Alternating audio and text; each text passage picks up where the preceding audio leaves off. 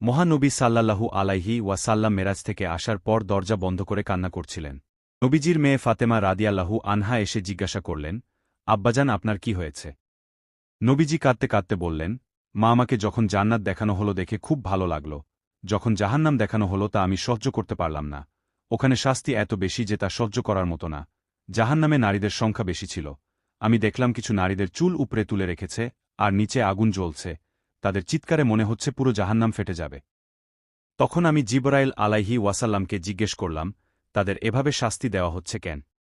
তখন জিবরাইল আলাইহি ওয়াসাল্লাম বললেন, এরা সেই নারী যারা রাস্তাঘাটে চুল বের করে হেঁটেছেন, যে নারী বেহায়াপনা করেছে। এইসব শুনে মা ফাতিমা বলেন, বাবা আমি নিজে পর্দা করি, তবুও আজ থেকে এমন পর্দা করব, যেন সকল মা বোনেরা আমার মতো পর্দাশীল হয়ে উঠ। এ দুনিয়ার জীবন তো চিরস্থায়ী নয়, চিরস্থায়ী তো আখিরাতের জীবন, তাই দুনিয়া দুনিয়া না করে আখিরাতের জীবনের জন্য চিন্তা করুন।